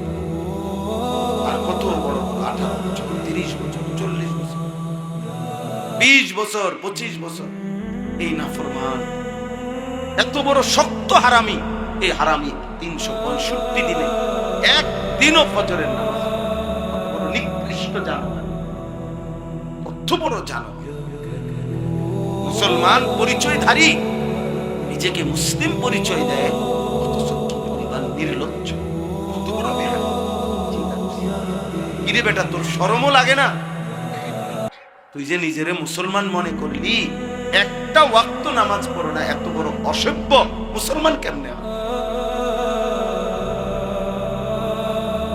একটা সেজদা না দিলে যদি কিয়ামত পর্যন্ত আল্লাহ তারে বিতাড়িত করে দিছে শয়তানকে, এতগুলো সেজদা ছুটে গেলে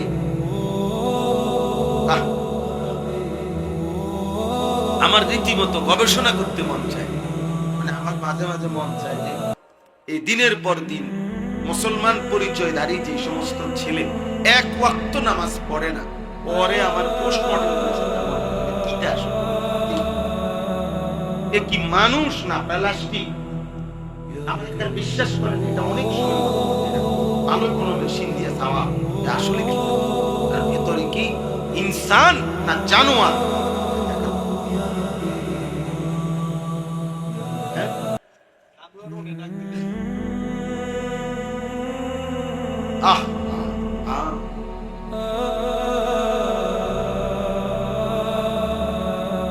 কি বলছে বুঝছেন ছেলেরা? বুঝছো নি কি কইছে? সে একটা জানোয়ারও খাবার দিলে, একটা ফল দিলে, একটা গোশত দিলে, কোনো সময় এরপরে ডাক দিলে লগে লগে। হ্যাঁ ঠিকই তো, সুন্দর কথা বলছে, ঠিকই। একটা কুকুরও তো পিছনের সাথে সাথে।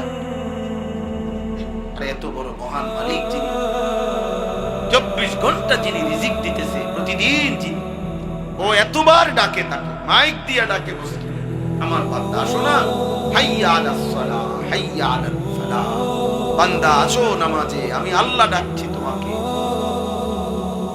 মুয়াজ্জিন আমার কথা বলতেছে,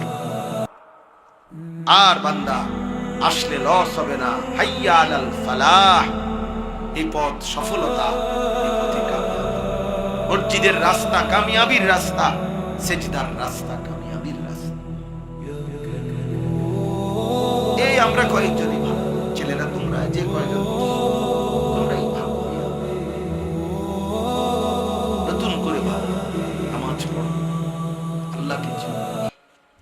আহামরি দুনিয়া তো আল্লাহকে ছেড়ে দিয়ে ভোগ করতে পারছে, বরং ইমানদারা তো দুনিয়াই ভোগ করে। ভাত মাছ খানা খাদ্য, বউ বাচ্চা, জি ফুড, গোস্ত, মাছ, এগুলা নামাজি মানুষরা খায় না, ভোগ করে না। এগুলো তো আর কি, শুধু শুধু এই নাফরমানি করে লাভ কি? লাভ কি? একই তো স্বাভাবিক, কোনো কিছুই এখন আর। এই যে যত বড় লোক আপনি টাইলস লাগাইছেন, টাইলস কি এমন কিছু যেটা সিনেমা মানছে তারা আমরা এটা কইয়া লাভ? এটা তো একটা বদিল্লাও চিনে, একটা দিন মজুরও তো চিনে, বুঝে। তাহলে দুনিয়া তো আসলে দেখাইবার কিছু নেই, দুনিয়া তো খোলাই, সবাই তো জানে। দেখার বিষয় হলো আখিরাত। আল্লাহ কোরআনে বলছে, আমি আমার বান্দার সামনে জান্নাত যখন খুলবো, এক একটা নিয়ামত ইনটেক করা, আবরণে ঢাকা এক এক নিয়ামত যখন তার সামনে খোলা হবে, প্রথম দৃষ্টিতেই তার চোখ ঠান্ডা হয়ে যাবে। ফালা তা'লামু নাফসুম মা উখফিয়া লাহুম মিন কুররাতি আ'য়ুন। রব্বুল আলামিন বলে চোখ শীতল হয়ে যাবে, এক নজরেই চোখ শীতল হয়ে যাবে। লাহুম মা ইয়াশাউনা ফিহা ওয়া লাদাইনা মাজিদ। আল্লাহ বলে আমার বান্দা জান্নাতে যা চাইবে তাও পাবে, শুধু কি এতটুকু না, না, ওয়ালাদাইনা মাজিদ। আল্লাহ বলে বান্দা সে জানে কি চাইবে কি, ও জানে কি বলবে কি। আমার বান্দা চাইতে চাইতে যখন শেষ করবে, আমি রব্বুল আলামিন এরপরে আমার নিচ থেকে আরো কোটি কোটি নিয়ামত দিতে থাকবো। বান্দা বলবে কি আর জানবে কি? আমি আপনি ফলের নাম জানি কয়টা? 20টা। ফল জান্নাতে বুঝি 20টা, তো বাকি দিগাইতেন নাম তো কইছেন না। আপনি আমি গোশতের নাম বলবেন কয়টা? 20টা। গোশত কি শুধু 20 আইটেম? ইদা রাআইতা থাম্মা রাআইতা নাঈমান ওয়া মুলকান কাবীরা। আল্লাহ বলে আমার বান্দা জান্নাতের নিয়ামত দেখবে, আবার দেখবে, আবার দেখবে, আবার দেখবে, আবার দেখবে, আবার দেখবে, বারবার চোখ ফিরাইয়া দেখতেই থাকবে, আর বুঝে ফেলবে আমাকে আল্লাহর নিয়ামতে ভরা এক বিশাল বড় সাম্রাজ্য দান করছে, বিশাল বড় জান্নাত দিয়েছেন আমার। কত বড়? 40 শতক। কি খবর পয়সাওয়ালা শাহজালাল ভাই?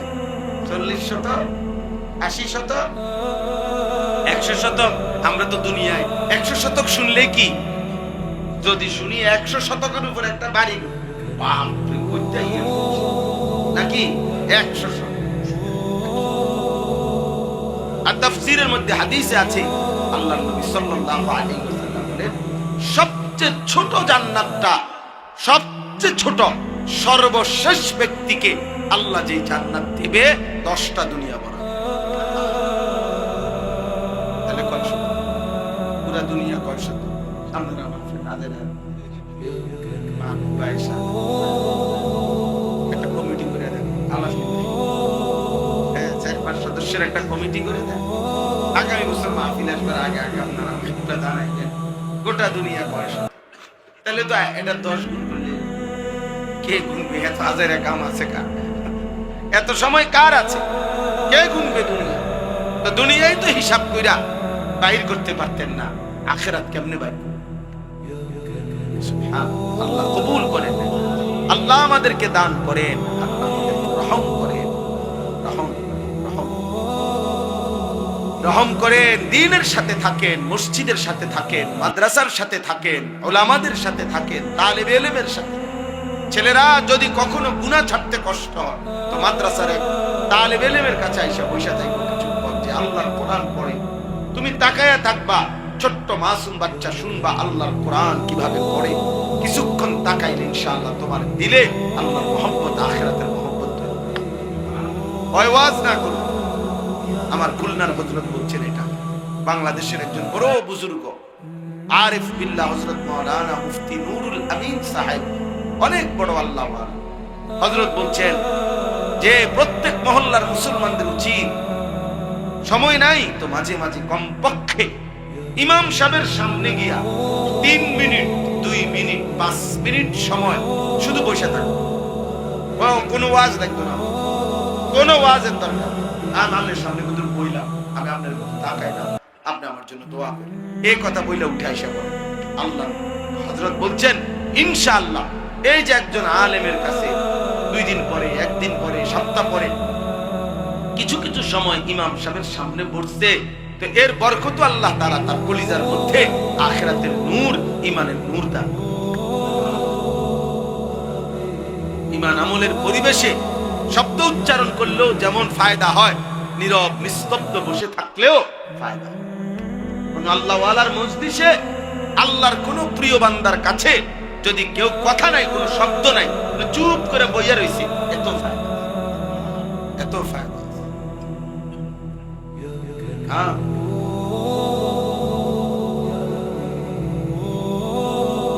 শব্দহীন, উচ্চারণবিহীনই ট্রান্সফার। এবার দেখেন শেষ কথা হলো, মহান আল্লাহ পাক রব্বুল আলামিন বলতেছেন, অতএব বান্দা এবার শোনো, অর্থবিত্ত দুনিয়া টাকা পয়সা দিলে আমি সন্তুষ্ট এটা বুঝায় না। তাহলে আমি সন্তুষ্ট কিসে? আমি কল্যাণের উপরে, কার উপরে রাজি খুশি আমি, এটা বুঝবে কিভাবে? 4টি সিফাত, 4টা গুণ যার মধ্যে আছে, আল্লাহ বলেন তাকেই আমি কল্যাণের পথে পরিচালিত করছি, তার পথেই, তার উপরেই আমি সন্তুষ্ট হয়ে আছি। ইন্নাল্লাযীনা হুম মিন খাশিয়াতি রাব্বিহিম মুশফিকুন। 1 নাম্বার আল্লাহ তাআলা বলেন, নিশ্চয়ই যারা আল্লাহর ভয়ে সর্বদা কম্পিত, হৃদয়ে যাদের আল্লাহর ভয় কাঁপতে থাকে, আল্লাহর ভয়ে যাদের অন্তর কাঁপে, আল্লাহ বলেন 1 নম্বরে আমি আল্লাহ তাদের প্রতি সন্তুষ্ট হয়ে আছি। আল্লাহর ভয়ে আমার মালিক, আমার মালিক আমারে কি পরিমাণ ইহসান করছেন, আমার আল্লাহ আমারে হিফাজত না করলে আমারে বাঁচাবে কে? এ সারাক্ষণ আল্লাহর কথা তার হৃদয়ে আল্লাহর ভয় জাগে। 2 নাম্বার ওয়াল্লাযীনা হুম বিআয়াতি রাব্বিহিম ইউমিনুন। আল্লাহর সবগুলো আয়াত, কোরআনের সবগুলো বিধান, আল্লাহর আয়াত সমূহ মানে আল্লাহর বিধান, আল্লাহর আয়াত, আল্লাহর কালামের কথা সবকিছু যে সর্বান্তকরণে, একেবারে সর্বান্তকরণে যে মেনে নিচ্ছে, ঈমান রাখে যে আমাকে নামাজও পড়তে হবে, রোজাও রাখতে হবে, হালালও খাইতে হবে, সমস্ত নেকিও করতে হবে, গুনাহও ছাড়তে হবে, সুন্নাতও পালন করতে হবে। এই যে কথা, এগুলো আল্লাহর কথা, রসুলের কথা, যে সর্বান্তকরণে মেনে নিচ্ছে, পালন করার চেষ্টায় আছে। একটা হলো কমতি, আর একটা হলো গাফলতি। একটা হলো আমার আমলের মধ্যে আমি চেষ্টা করি, চলতেছি, বাকি ছুটে যায়, কম হয়ে যায়, বাদ হয়ে যায়, হতেই পারে। আরেকটা হলো গাফলতি, খামখেয়ালি, অহংকারী। একজন মানুষ 6 মাস টানা ফজরের নামাজ পড়ছে, হতে পারে আজকে তার ফজরের জামাত ছুটে গেছে, এমন হইতে পারে। আজকে 1 রাকাত ছুটে গেছে, এটা হইতে পারে। আজকে কাজা হয়ে গেছে, এটা হইতে পারে।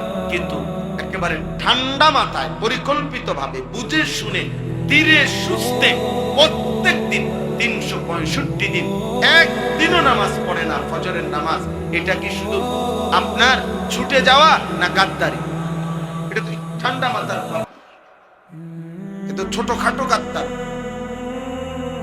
ঠান্ডা মাথায় ইচ্ছা করে বেয়াদব, অহংকার। কিন্তু আল্লাহকে কিছু নামাজ কি সুন্দর। আবুল আহাব বলতো, আবুল আহাবকে নবীজির সাহাবীরা বলতো, আবুল আহাব, নবীজির বিরুদ্ধে যে তুমি বারবার হাত নাড়াও, মানুষকে কালেমা গ্রহণ করতে নিষেধ। আবুল আহাব বেশি হাত নাড়াইতো, আর কইতো কালেমা সাবধান, গ্রহণ করবা না মুহাম্মদের। তো সাহাবীরা বলতো, আবুল আহাব, তোমার এই হাত আল্লাহ চাইলে ক্ষতিগ্রস্ত হবে, তুমি এইভাবে আল্লাহর নাফরমানি করছো। তো প্রত্যেক দিন সকালবেলা আবুল আহাব 6, 7, 8 নভেম্বর ইনশাআল্লাহ মাদ্রাসায় আবারও পড়ছে। শুধু ছেলেদের, স্কুলের ছেলে, কলেজের, ইউনিভার্সিটির ছেলে, 14-15 থেকে 30 বছর বয়স যাদের, তাদের জন্য আমাদের মাদ্রাসা ওই সময় বন্ধ থাকে, বন্ধ থাকবে। বন্ধ উপলক্ষে 3 দিন আমাদের মাদ্রাসার উস্তাদরা, ছাত্ররা মিলে দিবারাত্রি 3 দিন এই জেনারেল ছেলেদের জন্য আমরা ওযু, নামাজ, সূরা, কেরাত, দোয়া, কালাম, পাক নাফাক, কিছু ঈমান, আকীদা, চরিত্র গঠনমূলক কিছু বয়ান, এগুলো আমরা সাজায়ে দিছি। প্রতিদিন প্রায় 10 থেকে 11 ঘন্টা এই পড়ালেখা করানো গ্রুপ করে ইনশাআল্লাহ। আমি নিজেও 3 দিনে ওই ছাত্রদের, গত আগস্টে হয়েছে একবার, 350 মতো ছেলে ওইখানে অংশগ্রহণ করছে, সব জেনারেল ছেলে। তো ওদের অধিকাংশের সাথে আমাদের ওই ইয়াহিয়া এবং আমিন, আমার মাদ্রাসার উস্তাদ আছে, 2 জন তাদের দায়িত্ব, তারা কথা বলে, হোয়াটসঅ্যাপ গ্রুপ আছে। ওদের হালাত শুনি আর কি, কার কি অবস্থা, ওযু, নামাজ।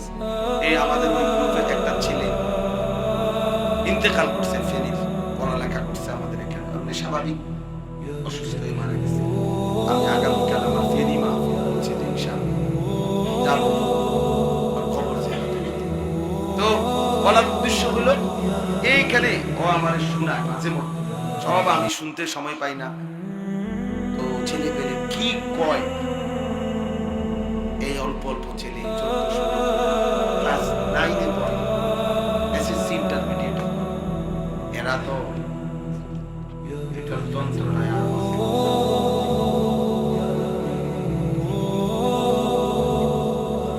বান দিয়ে দাও নাই, আর এত লাড়লে হইতো না। এই কারণে তো ভাইয়া দেখো, আমি অনেক ছেলেদের কথা শুনছি, এটার ভিতরে রেকর্ড আছে, মানে চরিত্রহীনতার এত জঘন্য কথা বলে, এত নোংরামি, ছেলে মেয়েদের শত শত ছেলের জীবন শেষ পর্যন্ত হাফ প্যান্ট ছাড়া, অসল অপদার্থ, দেখতে মনে হইতেছে চুল টুল আশ্রয় রাখছে, আসলে না, দুকে দুকে মরে, আখেরাত তো শেষ হবেই, দুনিয়াও শেষ, আগামী জীবন আর, তখন ওই সমস্যা, ও বালা না, এই বালা না, আপনার যে 6 নম্বর, আপনার যে টেম্পার নাই, মেয়াদ নাই,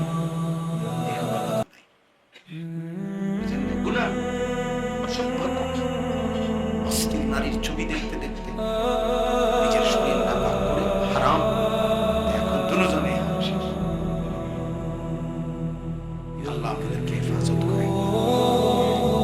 আমি ছোট বড় প্রত্যেক মজলিসে আর একটা ছেলেও যদি ফিরে আসে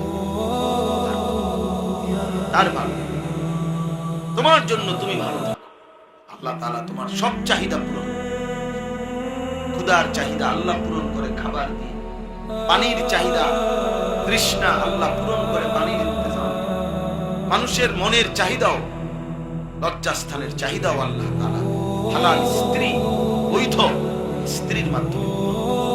আমি তো প্রায় বলি বাসর ঘরে সবাই আগায়া দেয় আর জিনার ঘরে সবাই জুতা মারে। যেখানে বাসর ঘর হয় সেখানে সকলেই আগায়া দেয়, আর যেখানে জিনা হয় সেখানে সবাই কি মারে? জুতা মারে। অতএব এই পৃথিবীর এক স্বাভাবিক নিজাম, এটা হালাল পবিত্র বিবাহ, এটা আল্লাহ তাআলার বিধান, আল্লাহ তাআলার পবিত্র সম্পর্ক। এই পৃথিবীতে মানুষের প্রথম সম্পর্ক বিবাহ, স্বামী স্ত্রী। এই পৃথিবীর প্রথম পুরুষ এবং নারীর প্রথম পরিচয় কি? ওনারা দুইজন কি? আদম এবং হাওয়া প্রথম কি ছিলেন? বাইবেল প্রথম পরিচয় হলো স্বামী। এরপরে পৃথিবীর বাকি সম্পর্কগুলো আল্লাহ তৈরি করছেন, সৃষ্টি করেছেন, ছড়িয়ে দিয়েছেন। স্বামী স্ত্রী প্রথম, এরপরে হয়েছে ধীরে ধীরে মা, এরপরে হয়েছে বাবা, এরপরে দাদা, নানা, চাচা, মামা, ফুফা, খালু, শালা, যাই কোন সব এর পরের পরিচয়। পরে প্রথম কি? অতএব আল্লাহ তাআলা প্রথম যে দুই সম্বন্ধ এই পৃথিবীতে চালু করেছেন, কিয়ামত পর্যন্ত এটা চলবে। তো চলেন এই আয়াত যেটা আমি পড়তেছিলাম, মহান আল্লাহ পাক রব্বুল আলামিন 18 নম্বর পারা 23 নম্বর সূরা, এই সূরার মধ্যে 8টা আয়াত 55, 56, 57, 58, 59, 60, 61, 62, এই 8টি আয়াত আমি আপনাদের সামনে পড়েছি। এবার এটা তরজমা শুনি, তাইলে বুঝবেন আল্লাহ তাআলা কি বলতে চাচ্ছেন। আল্লাহ তাআলা বলেন, আয়াহসাবুনা আন্নামা নুমিদ্দুহুম বিহি মিন মালিন ওয়া বানিন। আল্লাহ বলেন কিছু মানুষ মনে করে আমি যে তাদেরকে কিছু সম্পদ এবং সন্তানাদি দিচ্ছি নিয়ম মাফিক, খানা, খাদ্য, সম্পদ, জিফুত, নাতি নাতনি, খাদ্য, খাবার, অর্থ, সম্পদ, ক্ষমতা, দুনিয়া বিজি একটু দিলাম, কোন সবকিছু নিয়ম মাফিকে মনে করেন দিলাম। এটা পেয়ে ওরা ভাবতেছে আমি তাদেরকে প্রতিনিয়ত কল্যাণের উপরেই রাখছি, আমি তাদের উপরে সন্তুষ্টির উপরে আছি। টাকা পাই, ভাত মাছ খাইতে পারতেছে, বিল্ডিং দালান জমি কিনতেছে, জি ফুড খাইতে আছে, ঘুমাইতে আছে, উনি মনে করছে আল্লাহ আল্লাহ আমারে দিয়েছে, আল্লাহ আমারে দয়া করছে, আল্লাহ মানে উনি মনে মনে ভাবে আল্লাহ মনে আমার উপরে খুব সন্তুষ্ট, এই জন্য আমার এইভাবে ভাত খাওয়াইতেছে, এভাবেই দুনিয়া দিচ্ছে, এভাবেই টাকা দিতেছে।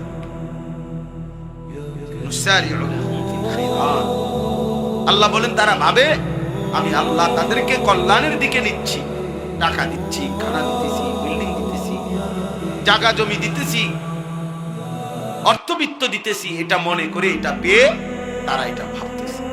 আল্লাহ বলেন বাল্লা ইয়াশউরুন, আহা বান্দা বাস্তবিকে তারা বুঝে নাই, তারা আসলে বিষয়টা বুঝেই নাই যে অর্থ, সম্পদ, সন্তান এটা যে আমি আল্লাহর সন্তুষ্টির বিষয় নয়, বরং এটা আমার স্বাভাবিক বিষয়, এটা আমি কমন একটা জেনারেল বিষয়।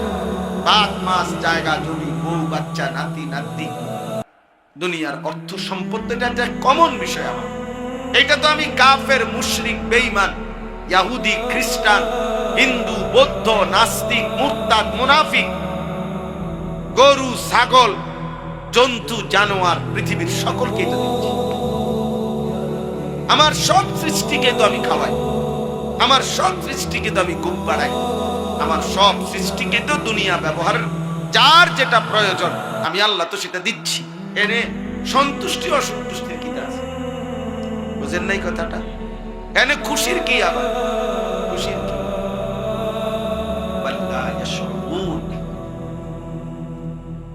এজন্য এটা খুব জরুরি এই কথাটা বুঝা। পুরা মিয়া কত খুশি, পুরা মিয়ার দিল বিদেশে টাকা লাগায়, মাশাআল্লাহ খুব খুশি। বইয়া বইয়া বিড়ি খায় যে, সাধু আলী গপ মারে যে, মনে যেন উনি বিরাট বিরাট বড় সৌভাগ্য, ওনার কপাল আল্লাহ দিছে, আল্লাহ ডাইলা দিছে। টাকা আসতেছে, ইট কিনতে আছে, বালু কিনতে আছে, বিল্ডিং উঠাইতে আছে, জমি কিনতেছে, খাইতে আছে, আপেল খায়, মাল টাকা, সুখে সুখে আলাপ করে, এমন গপ মারে, এমন বুঝা বুঝে না। এখন সারা পৃথিবী উনি বুঝে, কিন্তু আখিরাত বুঝে না। কবর বুঝে না, চোখের সামনে কবর, এটা উনি বুঝে না। উনি এখান থেকে বৈশা আমেরিকার বুদ্ধি দেন, উনি এখান থেকে বৈশা বুদ্ধি দেন। উনি বাংলাদেশের রাজনীতি করে যারা, তাদের যে পরিমাণ বুদ্ধি, আমাদের চা দোকান থেকে যে সরবরাহ হয় যে বুদ্ধি, তাটা অনেক বেশি। যারা মেইন ফিল্ডে রাজনীতি করে তারাও এত কথা বোঝে না। আমাদের দেশের চা দোকানের পণ্ডিতরা, ডিগ্রি নাই, সার্টিফিকেট নাই, শুধু সরু সরে ঠিক মতো কইতে পারতো না, বেটার ফটর ফটর চালায়। এর শেখ হাসিনা, খালেদা জিয়া, হ্যাঁ হ্যাঁ মাশাআল্লাহ, এমপি মন্ত্রীর নাম ধরে বলবে যে তে বেটা বোঝেনি কিছু, বেটা জিঙ্গাইনি কাউরে, ওনারে জিঙ্গাই আমাদের কাছে কাকা কিটা জিঙ্গাইতে, আমাদের শরীরে চলে না, জান চলে না, দোকানের টাকা ঠিক মতো বাকি টাকা শোধ করেন না, বেড়া চিল্লা প্রত্যেক দিন দোকানের টাকাটি দিয়ে দেন, বাকি টাকা এবারে দোকানের 300 টাকা শোধ করে না, এবারে ফাজলামিরও তো একটা সীমা থাকা, পাগলামিরও তো একটা সীমা থাকা। তার মানে ওই যে খাইতেছে, ঘুমাইতেছে, দুনিয়া কোনো অসুবিধা হচ্ছে না, এ কারণে মনে করতেছে আর কিছু নাই, এটাই আমি তৃপ্ত। আল্লাহ বলে না বান্দা, আল্লাহ ইয়াশউরুন, দুনিয়া মিললে আমি আল্লাহ সন্তুষ্ট, আমি রাজি, আমি খুশি, এটা বুঝায় না, এটা বুঝায় না। ওয়াদারনি ওয়াল মুকাদ্দিবিনা কুলিন না'মাতি ওয়া মাহিলহুম কালিলা।